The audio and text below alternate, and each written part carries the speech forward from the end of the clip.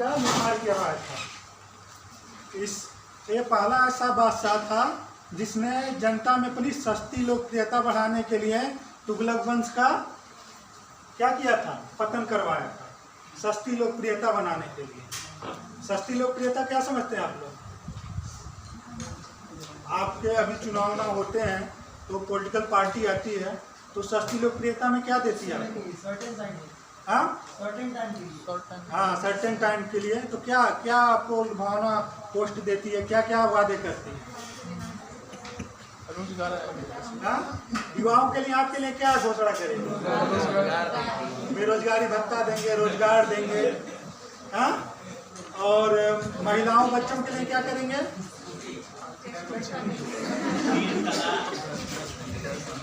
ये सब होता है ना। तो इसने भी सस्ती लोकप्रियता बनाने के लिए विभागों का गठन किया था ना, दीवाने बंदगान, दीवाने इश्तिहार, दीवाने खैरात, हाँ, दारुल सफा। ये क्या है?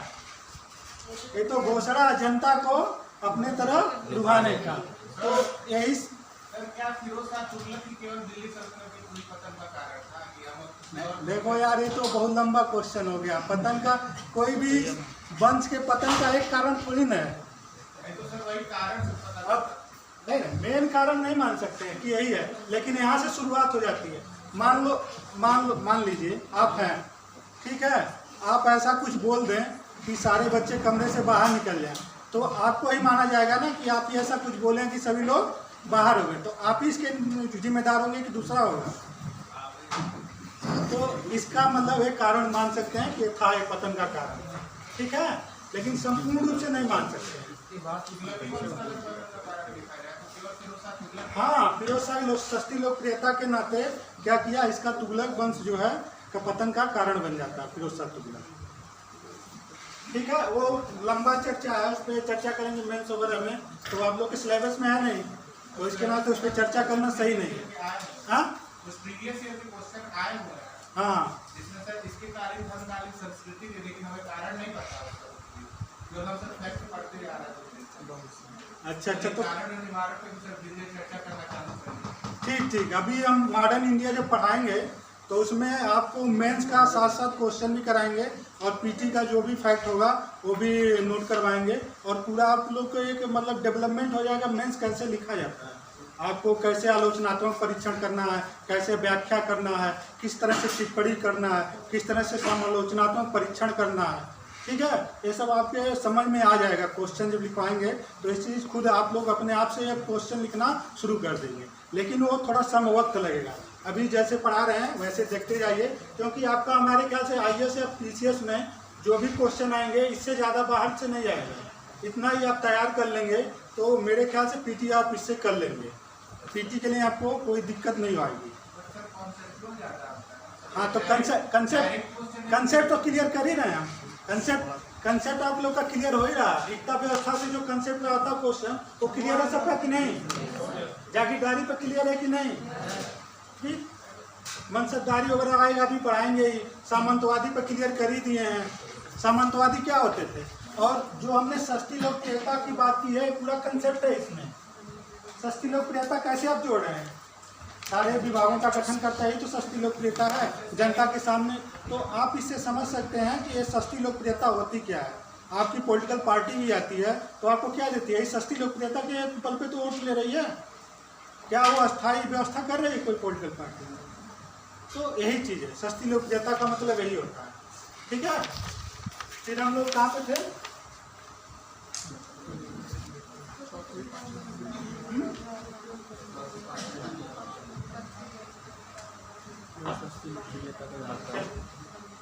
फिर और कुछ था बोलना? चलिए, फिर उसके बाद अंतिम शासक कौन होता है? नासिरुद्दीन मोहम्मद तुगलक। इसके काल में क्या कौन अटैक करता है? 1398 में तैमूरलंग का आक्रमण होता है, जो इसके लिए इम्पोर्टेंट है, नोट कर लीजिएगा। तैमूरलंग का आक्रमण 1398 में।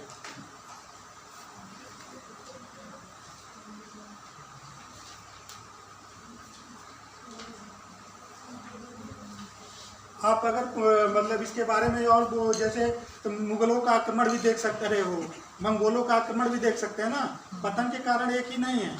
फिर हाँ, तैमूरलंग का 1398 में आक्रमण होता है किसके काल में?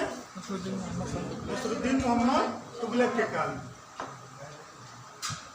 जो कौन था तैमूरलंग? एक मंगोल था ना, मंगोल आक्रमणकारी था। और इसको अपना उत्तराधिकारी किसको बनाता है? खिज्र खान। और खिज्र खान क्या करता है? सैयद वंश की स्थापना करता है।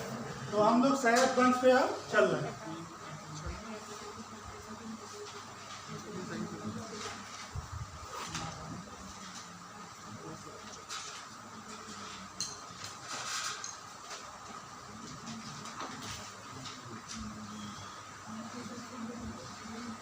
सैयद वंश कब तक रहेगा? 1451।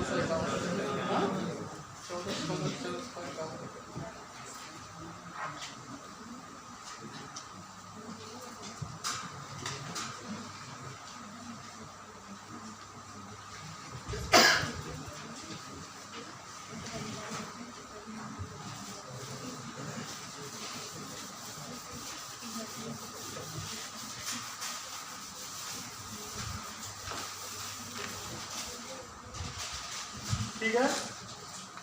सैयद वंश की स्थापना कौन करता है? खिज्र खान सैयद। ठीक है। क्या रहता है? एक अंगरक्षक रहता है, एक अंगरक्षक रहता है। और किसका अंगरक्षक रहेगा? मोहम्मद शाह का।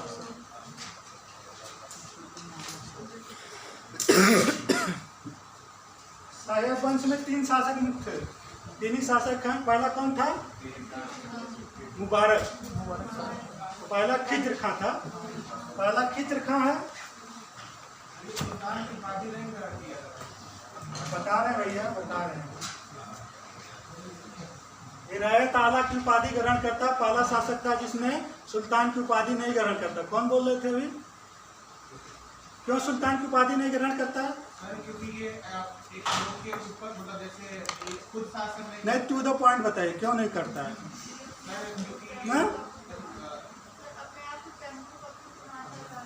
वेरी गुड, इन्होंने टू द पॉइंट बताया। और आपने पहले बोल दिया, यही बोलते हैं ना, टू द पॉइंट बोलने की सीखिए। और एक दिन हम आपको लोग को एग्जाम्पल भी दिए थे कि आप गोरखपुर घूम के आएंगे तो आप कहाँ देर से पहुँचेंगे, और आप सीधे आएंगे तो यहाँ पे जल्दी से पहुँचेंगे। तो एक डेवलप करिए टू द पॉइंट। इन्होंने क्या अपने आप को तैमूर का क्या बोला? अपने पुत्र मानता था, यानी तैमूर से ऊंचा नहीं मानता था, वो मंगोलों से ऊंचा नहीं मानता था, इसलिए वो सुल्तान की उपाधि नहीं ग्रहण करता। ठीक है।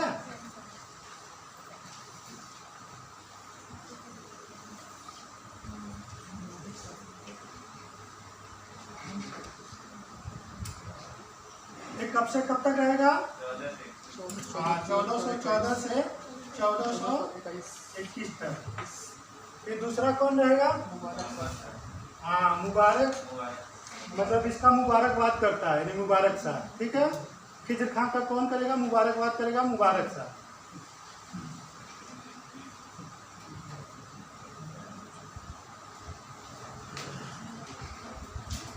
ये कब से कब रहेगा?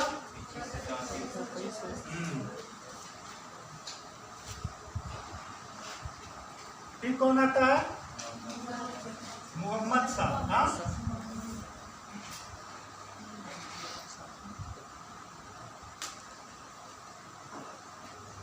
ये कब तक रहता है? 43 तक रहेगा। कौन बोला? 34 से 43, कहीं 43 है, कहीं फिर 43-60 साल रहता है। आराम शाह खिल्जी है, आलम शाह खिल्जी। हाँ, आलम शाह खिल्जी रहता है।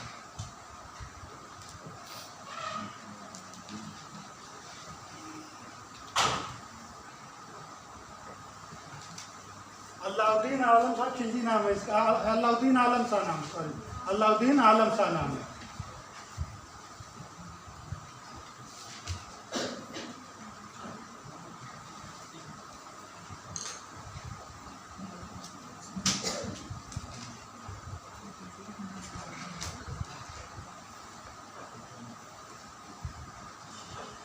ठीक है। ये क्या करेगा? ये अपने अपने आप को सुल्तान नहीं घोषित करता। पहला ऐसा शासक था जो अपने आप को सुल्तान की उपाधि नहीं ग्रहण करेगा। ठीक है।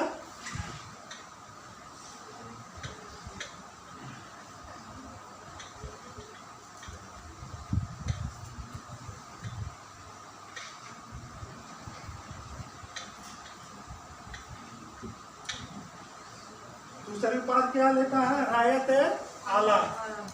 कौन ऐसा शासक था जो रायत ए आला के नाम पे दिल्ली सल्तनत की शासन व्यवस्था संचालित कर रहा था? तो ऐसा पूछ देगा, क्वेश्चन पूछेगा कि रायत आला के नाम की उपाधि कौन लिया था? खिज्र खान।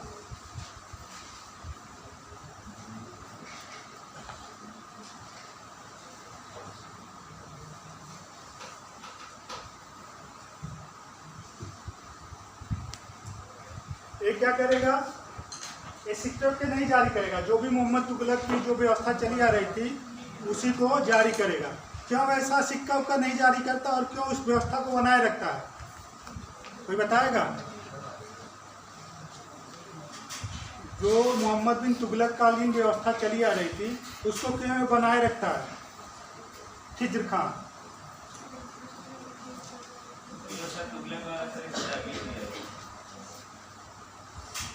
कोई बताएगा?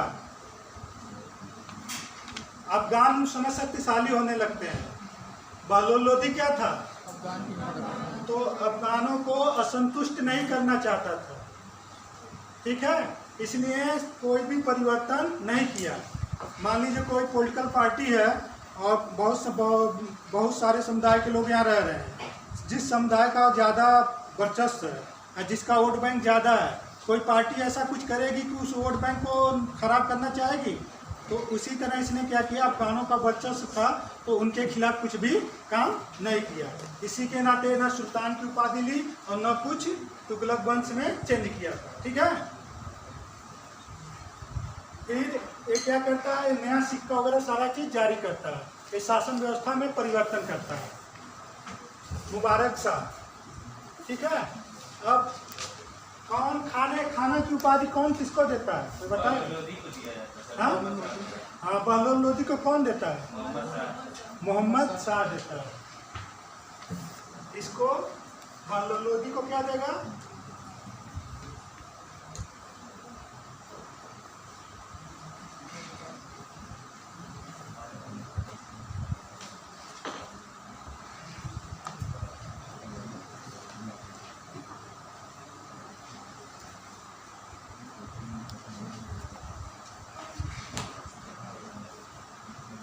खाना की उपाधि देता है। किसको देगा? बहलोल लोदी को। क्यों देगा?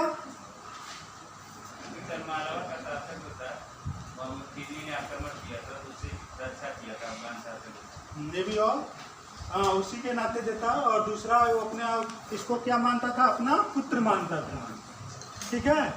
तो क्या क्या करता है? इसमें साजिश रचता है बहलोल लोदी। किसके खिलाफ?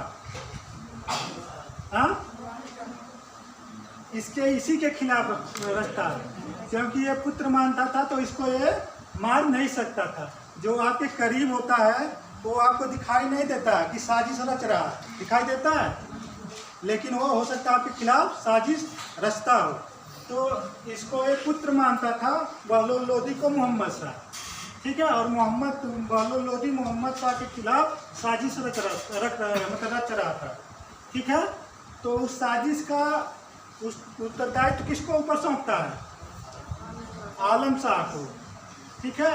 और आलम शाह को भड़काता है बहलोल लोदी और आलम शाह क्या करता है? मोहम्मद शाह को मार देता है उस साजिश के नाते। और फिर क्या करता है बहलोल लोदी? आलम शाह पे आक्रमण करता है। आलम शाह भाग के कहाँ चला जाता है? बदायूं चला जाता है। और वहीं से लोदी वंश की स्थापना होती है। समझ में आ गया? और कौन लोदी वंश का संस्थापक है? बहलोल लोदी। तो शायद वंश इतना ही है, इससे ज्यादा क्वेश्चन नहीं आता। ठीक है।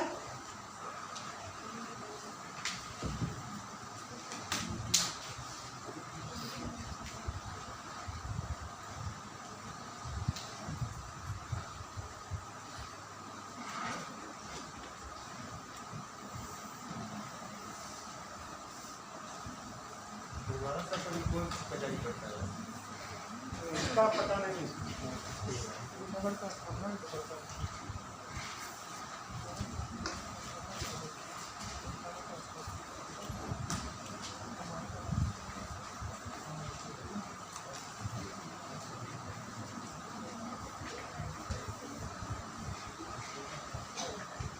तुर्कों के शासन व्यवस्था से अब दिल्ली सल्तनत की शासन व्यवस्था किसके पास आएगी?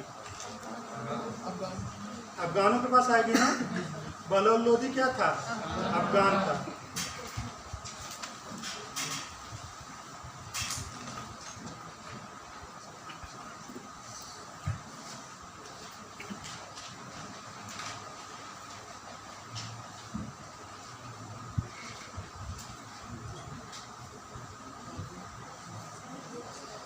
कब से कब है?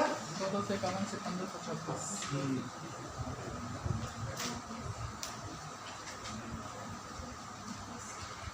यहाँ आप 1526 लिख सकते हैं, लोदी वंश। ठीक है। पहला शासक कौन है? बहलोल लोदी। कब से कब है? 1451 से हाँ 81 से 89।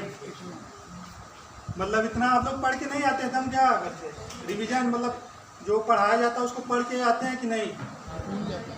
भूल जाते हैं।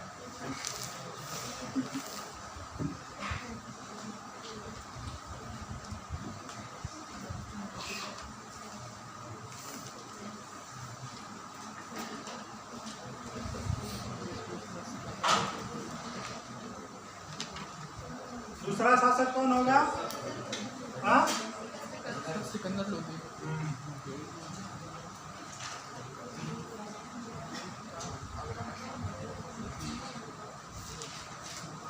तीसरा इब्राहिम लोदी। हथौली का युद्ध किसके बीच होता है? हाँ हथौली का युद्ध किसके बीच होता है?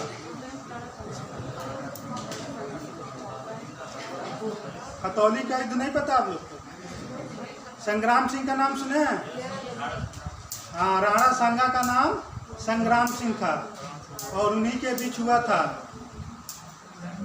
इब्राहिम लोदी का बाबर से पहले 1526 से पहले इनसे युद्ध हो चुका है, हथौली का युद्ध। ठीक है। अभी हम लोग पढ़ेंगे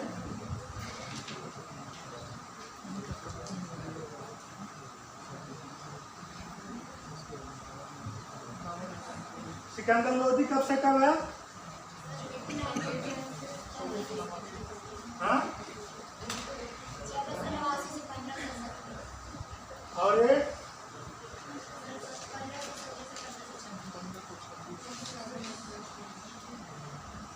तो आप लोग क्लियर रहेगा। डेट तो याद ही रहेगा अपना, भूल जाएंगे अभी। हाँ यानी डेट तो नहीं भूलेंगे। अगर डेट आ गया तो याद तो आ जाएगा बोर्ड को देख के कि बोर्ड पे ऐसा ऐसा डेट लिखा गया था, याद आ जाएगा ना। बहलोनी नाम का सिक्का जारी करता है। पहले तो पहला अफगान शासक था। क्या था? दिल्ली सल्तनत की शासन व्यवस्था किसके दामन से निकल के किसके दामन में मुक्त हो गई? तुर्कों के दामन से निकल के अफगानों के दामन में सिमट गई। मुक्त नहीं हुई, सिमट गई। तुर्कों के दामन से निकल के अफगानों के दामन में जाके सिमट गई। तो पहला अफगान शासक कौन है? बहलोल लोदी है। एक बहलोली सिक्का जारी करता है कि नहीं करता? हाँ और इसको कौन बंद करता है? अकबर बंद करेगा ना। कंसेप्ट है, अकबर क्या करेगा? इसको बंद कर देगा, क्योंकि अकबर महत्वाकांक्षी था। हाँ हिमायू तो लड़खड़ाता रहा तो बंद करेगा नहीं। हिमायू लड़खड़ाते हुए गिरा मारा था ना, वो तो बंद कर नहीं सकता। बाबर युद्ध ही करता रह गया, वो नीतियां ही युद्ध का बनाता रह गया। तो अकबर थोड़ा शासन मिला, मतलब समय मिला तो ये सब चेंज करेगा। ठीक है। फिर बहलोल लोदी क्या करता है? मकसद आला की उपाधि ग्रहण करेगा, करेगा कि नहीं? अब बताइए कौन कौन ऐसे शासक थे जो डायरेक्ट ईश्वर से हॉटलाइन पे बात करते थे?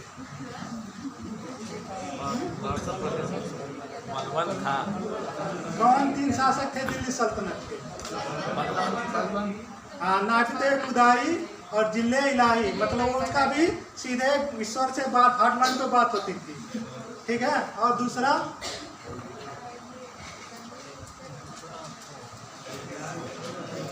आप लोग भी बात करते हैं क्या? नहीं सर। नहीं करते। दूसरा कौन था? मुबारक खिलजी। मुबारक खिलजी के बारे में आप लोग जान रहे हैं?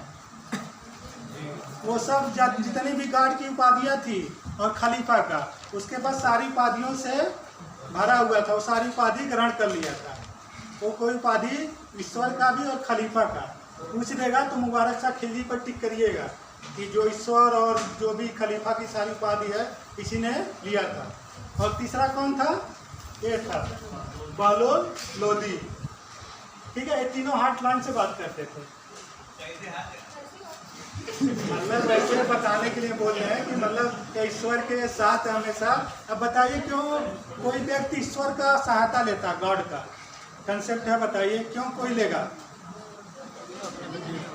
आज भी कहीं अब दंगा वंगा होता है जब, तो प्रशासनिक अधिकारी क्या दुहाई देते हैं?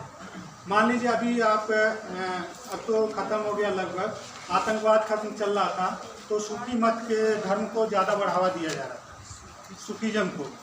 तो उसका क्या कारण हो सकता है? अगर कोई इलीगल काम करता है तो किसकी दुहाई आप लोग देते हैं? भगवान देखेगा ना।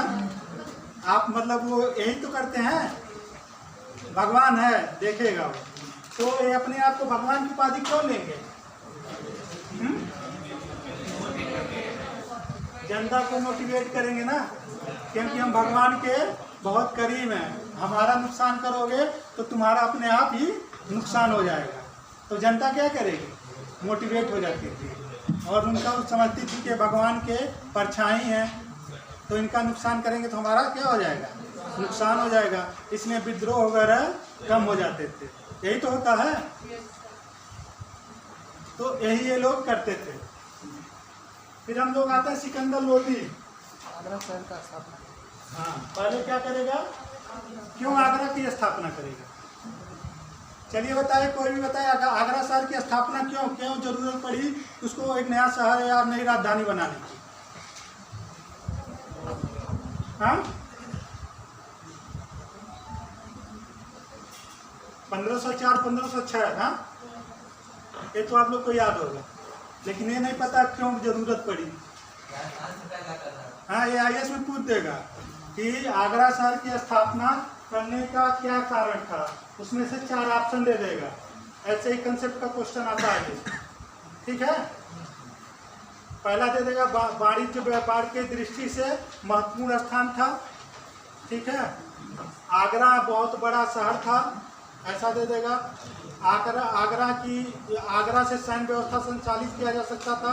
इनमें से कोई नहीं। तो क्या टिक करेंगे आप लोग? ऐसे ही IAS में क्वेश्चन आता है ना, कि ऐसे ही आता है, यही कंसेप्ट है। और पूछ देगा PCS में कि आगरा शहर की स्थापना किसने किया था, तो दे देगा इब्राहिम लोधी, बहलोल लोधी, सिकंदर लोधी, मोहम्मद बिन तुगलक। किसको मारेंगे आप लोग? ये PCS में ऐसे क्वेश्चन पूछेगा। दोनों का क्वेश्चन का अंतर अब समझ में आ रहा है आप लोग को ना? तो व्यापार और वाणिज्य की दृष्टि से आगरा क्या महत्वपूर्ण हो गया था, क्योंकि राजस्थान के पास में पड़ता था और राजस्थान से व्यापार बहुत मतलब बड़े पैमाने से हो रहा था, ठीक है। तो इसके नाते सिकंदर लोधी क्या करता है? आगरा शहर की स्थापना करता और अपनी राजधानी बनाता है। कौन ऐसा शासक था जो दिल्ली से राजधानी आगरा चेंज करता पहली बार? ये भी क्वेश्चन पूछता है। किसको मारेंगे आप लोग? हाँ, कब करता? 1506 में, ठीक है, 1506 में।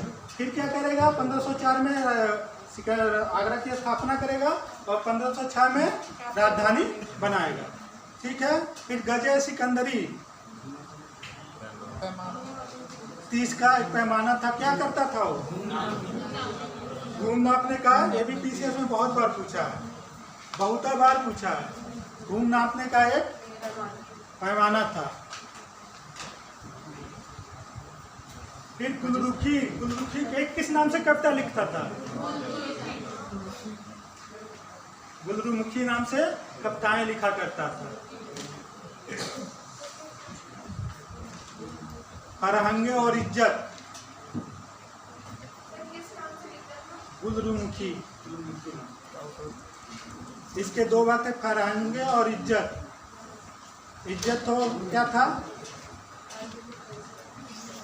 ये आयुर्वेद, कौन बोला आयुर्वेदिक था? इज्जत संगीत से था और फरहंगे आयुर्वेदिक से था। ठीक है। सिकंदर लोधी खत्म। ठीक है। अब इब्राहिम लोधी पे। इब्राहिम लोधी के बारे में आप लोग बहुत कुछ सुने हैं। प्रथम पानीपत का युद्ध। हाँ, प्रथम पानीपत का युद्ध होता है। तो पानीपत युद्ध में क्या होता है? हार नहीं जाता। पहला ऐसा शासक था दिल्ली सल्तनत का, सुल्तान था जो युद्ध में मारा गया था।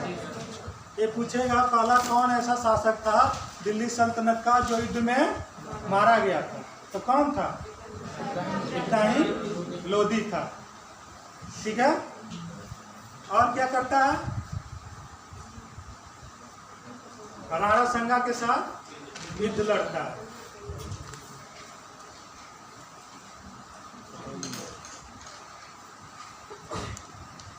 आप लोग क्वेश्चन पेपर लाए हैं? अच्छा बताइए, आप लोग देखिए, तैयारी आप लोग को करना है। हम क्या कर सकते हैं उसमें? सहयोग कर सकते हैं। तैयारी सिर्फ आप लोग को करना है, हम आपके सहयोगी हैं। कोचिंग हम जो पढ़ा रहे हैं हम सहयोग ही कर सकते हैं, हमें तो तैयारी आप ही करा नहीं सकते हैं। तो आपको खुद तैयारी करना और खुद पढ़ना पड़ेगा। ठीक है। उसमें जो सहयोग होगा वो हम देंगे। समझ में आ गया ना हमारा कंसेप्ट क्या है? तो इसलिए आप लोग खुद एक्टिव होकर पेपर सॉल्व करिए, पेपर पे क्वेश्चन लगाइए और देखिए कि कहाँ से क्वेश्चन उठ रहा है और किस टाइप का क्वेश्चन है।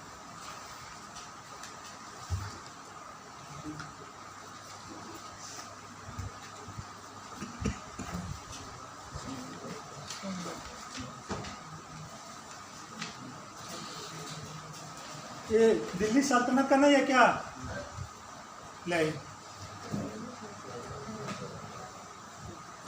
ये सबसे लास्ट में करवाया जाएगा। यूपीएससी पीसीएस के जो भी टेस्ट पेपर वगैरह हैं वो आप लोग ले आइएगा, हम टोटल करवा देंगे। ठीक है। हिस्ट्री जीएस में जो भी होगा वो करवा देंगे।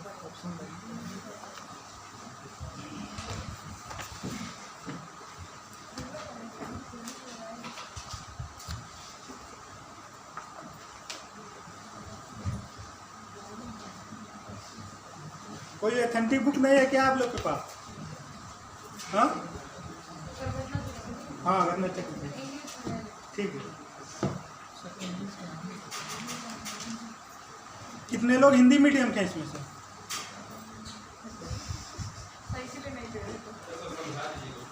हाँ, पूछा पहला question, the sultan of which dynasty ruled the country for the longest period? कौन था लॉन्गेस्ट पीरियड का? तुगलक वन। ठीक है। Khilji dynasty, Lodhi dynasty, slave dynasty और तुगलक डायनेस्टी। दूसरा क्वेश्चन है, द मोस्ट, समझ में आ रहा है हिंदी मीडियम को ना? इतना तो आएगा ही। The most learned ruler of Delhi Sultanate, who was the will versed in the various branches of learning, including astronomy, mathematics and medicine. कौन था ये? यही सब कुछ का ध्यान रखता था ना, मोहम्मद बिन तुगलक। बहुत पढ़ा लिखा व्यक्ति था ये। पढ़ा लिखा था तभी तो बहुत बड़ी बड़ी नीतियाँ बना रहा था। हाँ, पहले से उसकी नीतियाँ असफल हो गई थी और लोग उसे लंपट मूर्तियाँ बोलते थे। हाँ, लेकिन वो पढ़ा लिखा ज़्यादा था, इसलिए लंबी लंबी नीतियाँ बना रहा था। हाँ, किताबी कीड़ा भी नहीं होना चाहिए। हाँ, अकबर ज़्यादा नहीं पढ़ा था तो ज़्यादा अच्छा शासन व्यवस्था संचालित थी। लेकिन आप लोग को तो यूपीएससी क्लियर करने के लिए पढ़ना ही पड़ेगा। कम से कम मिनिमम तो 8 घंटा पढ़ना ही पड़ेगा, है कि नहीं? हाँ, वो सब बन सांगत थे, सही बात। यहाँ तो पता ही है ना, फसाइल सिस्टम भी है, मतलब करप्शन भी है। 1-2-4 लोग तो अपना हॉटलाइन बना ही लेते हैं। हाँ? और उसमें कौन फिट बैठता है उसके भी ध्यान रखना पड़ता है। जो जिसका फिटिंग हो गया, फिट बैठ गया, वो इन हो जाता है, और जो अनफिट हो गया और जो हॉटलाइन से जहाँ से रहता है वहाँ से भी गया। हाँ, ऐसा बहुत हो रहा ना। आए दिन देख रहे हैं, अभी सीबीआई जांच चली रही है और उसका रिजल्ट क्या है? अभी रिजल्ट तो आया नहीं, अंडर प्रोसेसिंग है। अब देखिए अंडर प्रोसेसिंग कब तक चलता है।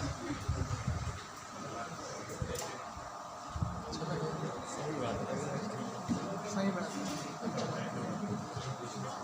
विच सुल्तान इंट्रोड्यूस द न्यू डिपार्टमेंट अमीर-ए-कोही? अमीर-ए-कोही का गठन कौन करता है? हाँ, मोहम्मद बिन तुगलक। 1333 में कौन आता है? हाँ, और कौन सी पुस्तक लिखता है? रेहाला। और इसको काजी कब बनाया जाता है? दिल्ली का काजी बना देता है। सोचिए, जान न पहचान मैं तेरा मेहमान। तो तुगलक क्या करता है? इसको जान, वो यहाँ के क्या नया धर्म में क्या जान रहा होगा? मतलब इब्न बतूता जो मोरक्को निवासी था और यहाँ के धर्म के बारे में बहुविध धर्म है, तो क्या जान रहा, लेकिन इसको क्या करेगा? काजी बना देगा। तो ये भी तो एक मूर्खतापूर्ण व्यवहार था ना।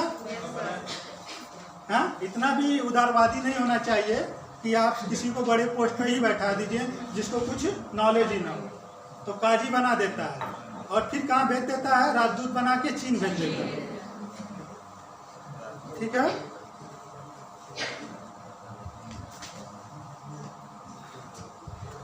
Who among the following ruler established दीवाने अमीर कोही? फिर दोबारा रिपीट किया क्वेश्चन। ठीक है। हाँ, which sultan of Delhi had established separate agriculture department and plan the rotation of crop? कौन था?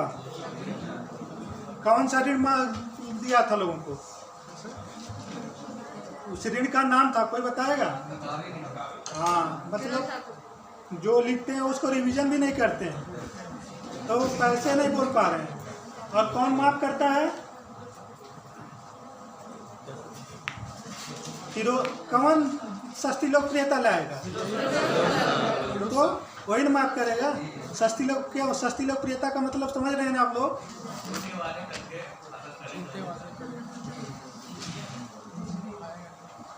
ठीक है। The transfer of capital from Delhi to Daulatabad पीपीपीसीएस में आया है। Mohammad bin Tughlaq. For the first time token currency was introduced in India by?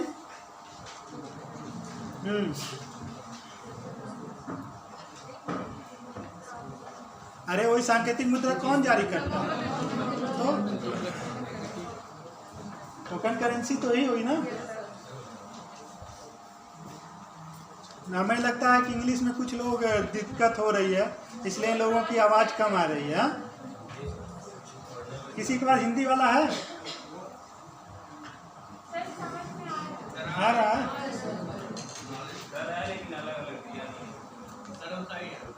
अच्छा,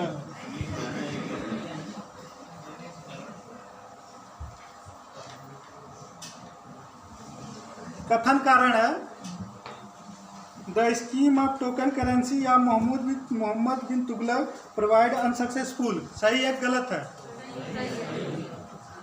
ठीक है। Mohammad Tughlaq did not have the proper control over currency issue. सही है ना? व्याख्या भी कर रहा है, दोनों सही है। तो ज़्यादा टफ नहीं पूछ रहा है, आप लोग सब कर लेंगे हमारे ख्याल से। अगर आप इसी को वीडियो को देख लेंगे और रिवीजन कर लेंगे तो NCERT पढ़ लेंगे तो ज़्यादा भटकने की ज़रूरत नहीं है। आप लोग सारे क्वेश्चन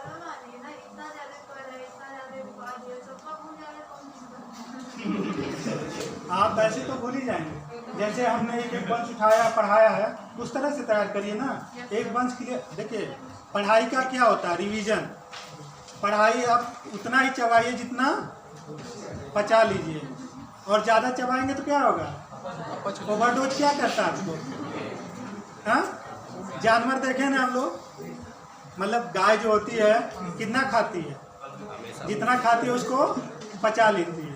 तो आप लोग तो सिंसियर हैं, पढ़े लिखे हैं, तो कितना खाएंगे, जितना आप लोग चबा लें। तो उतना ही पढ़िए जितना आप तैयार कर लीजिए, फिर नेक्स्ट डे पढ़िए, फिर नेक्स्ट डे पढ़िए, लेकिन जो पढ़िए वो तैयार हो जाए, वो कंप्लीट हो जाए। यही पढ़ने का तरीका होता है। कुछ लोग क्या करते हैं, एक ही दिन में पूरा दिल्ली सल्तनत पढ़ के ख़त्म कर देंगे, और पता चला रिजल्ट क्या है।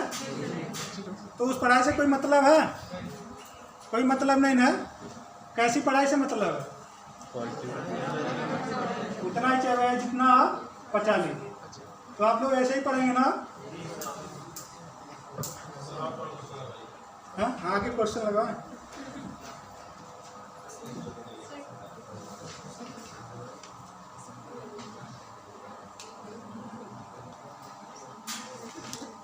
और कभी भी कोई भी बुक पढ़िए, ऑथेंटिक बुक पढ़िए, ठीक है। नहीं तो आप इतने भटक जाएंगे। अगर कोई ऐसी बुक पढ़ेंगे तो उसका आपको मतलब बहुत निगेटिव परिणाम मिलेगा।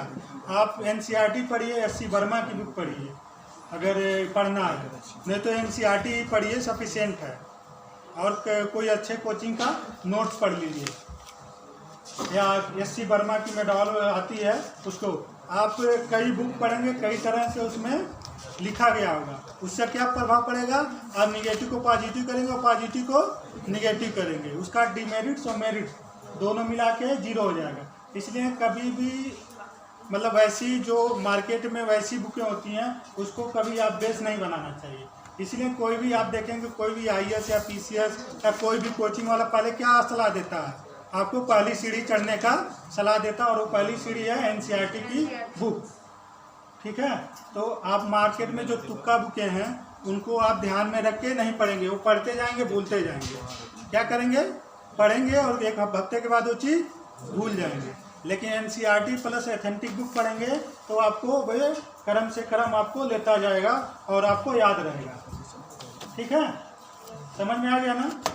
तो इस तरह से पढ़ेंगे तो आपके जो सफलता आपके करीब होगी। ऐसे ही पढ़ाई का तरीका है।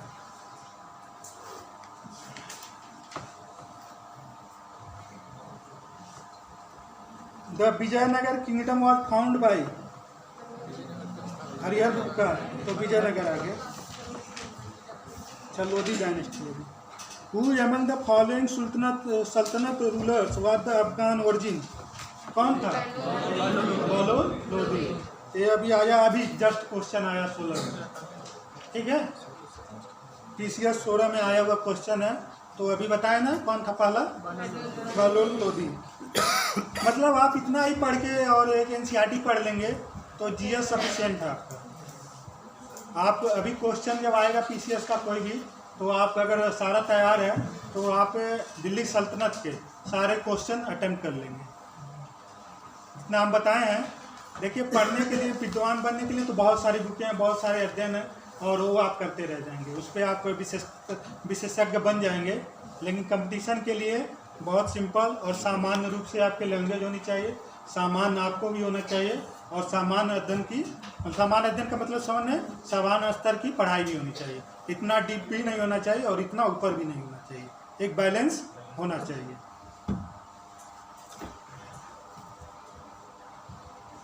Which one of the following correct chronological order Afghan ruler the throne of Delhi? बताइए कौन क्रॉनिकल में आएगा, यही पूछा है, अभी आया हुआ क्वेश्चन है, यही पूछा है। इसमें सीधिया बहलोल खान लोधी, सिकंदर शाह, इब्राहिम लोधी, ठीक है। Which battle did Maharana Sangha defeat Ibrahim Lodi. हथौली बताए ना अभी आते ही, और ये आया हुआ 12 में। हथौली का युद्ध कब हुआ था? 1518 में। संग्राम सिंह भी दे देगा नाम, इनका संग्राम सिंह भी नाम था, ये भी नोट कर लीजिएगा। और आप लोग एक काम करिए, एक सभी लोग अपना नाम और मोबाइल नंबर लिख लीजिए, गर्ल्स अगर बॉयज़ का अलग, और व्हाट्सएप ग्रुप बना देते हैं, उसमें आप लोग को हो सकता है हम टेस्ट पेपर वगैरह देंगे जो सॉल्व करके आप लोग बताइएगा, ठीक है?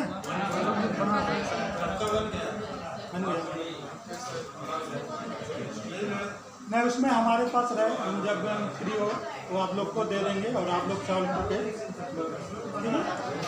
आप लोग हमारे साथ एक ग्रुप बना लीजिए। हाँ, एडमिन में हम रहेंगे, तो हम टेस्ट पेपर प्रोवाइड करेंगे। आप इतने लोग, इसमें सभी लोग दे रहे हैं ना PCR? दे रहे हैं ना? तो ठीक है, आप लोग क्या हम प्रिपरेशन करवा रहे हैं। अच्छा अच्छा। पूछा which among there was not first slave dynasty, कौन था जो स्लेव डायनेस्टी का नहीं था? बलबन, इल्तुतमिश, कुतुबुद्दीन ऐबक और इब्राहिम लोदी। इब्राहिम लोदी, इससे ये भी ध्यान रखिएगा, इब्राहिम लोदी अफगान था, पहला अफगान था ना, तो इस स्लेव से नहीं आएगा। तुर्क भी नहीं था, तुर्क जितने भी आएंगे वो स्लेव में आएंगे, लेकिन ये तुर्क नहीं थे, अफगानी थे। ऐसे ही क्वेश्चन ध्यान से करना। Who among the following composed poems with the Gulrukhi? Gulrukhi कौन लिखता था? सिकंदर लोदी लिखता था ना। देखिए कितना सामान्य क्वेश्चन पूछ रहा है, लेकिन यही है कि उस समय प्रेशर में बार बार रिवीजन नहीं करेंगे, तो जब एग्जाम में लोग जाते हैं तो उस समय बहुत प्रेशर रहता है, आते हुए क्वेश्चन गलत हो जाते हैं। तो रिवीजन का यही तात्पर्य होता है कि आपके आते हुए क्वेश्चन गलत ना हो, और वो तभी गलत नहीं होंगे जब आप लोग रिवीजन करेंगे। समझ में आ रहा ना? क्योंकि कंपटीशन इतना आसान भी नहीं और इतना टफ भी नहीं। Agra city was founded by Sikandar Lodi. देखिए कोई ज़्यादा डीप में क्वेश्चन पूछा है, बहुत सामान्य क्वेश्चन पूछा है ना, जो आप लोग पूरा, हमें लगता है दिल्ली सल्तनत का ऐसा कोई क्वेश्चन नहीं होगा जो आप लोग नहीं कर सकते हैं। आप सभी लोग पेपर उठाइए, कितने किसके किसके पास पेपर है अभी? 15 साल तक का, 10 साल तक का है, और आप लोग 10 साल का पेपर सॉल्व कर रहे हैं। आप कहीं क्वेश्चन फंस रहा है, हो जा रहा ना? बस इतना ही, जितना पढ़ाया गया उतना रिवीजन कर लीजिए, आप जीएस सफिशिएंट है।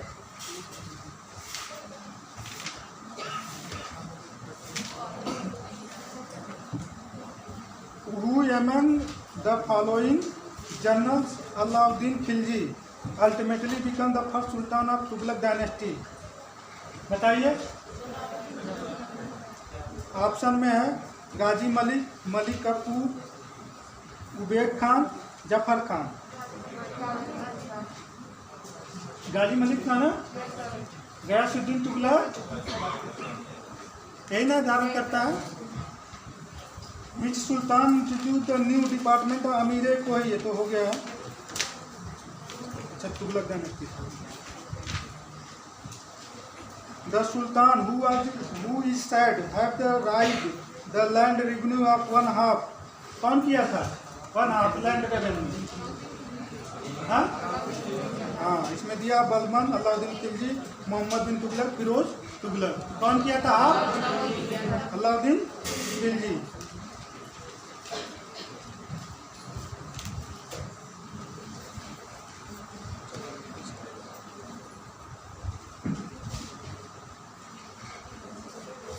सबसे छोटा कार्यकाल किस वंश का रहा है? खिलजी वंश का। तो ये भी पूछा होगा क्वेश्चन। सबसे बड़ा तुगलक वंश है, सबसे छोटा कार्यकाल खिलजी वंश का। ये भी आया, क्वेश्चन 17 में आया है। अभी पास में आया रिसेंट में 2017 में आया हुआ क्वेश्चन है। ठीक है ना। तो आप लोग क्वेश्चन पेपर लगाइए और समझ में आ गया होगा कि कैसा क्वेश्चन आ रहा है। ठीक है। आईएएस कितने लोग दे रहे हैं इस बार?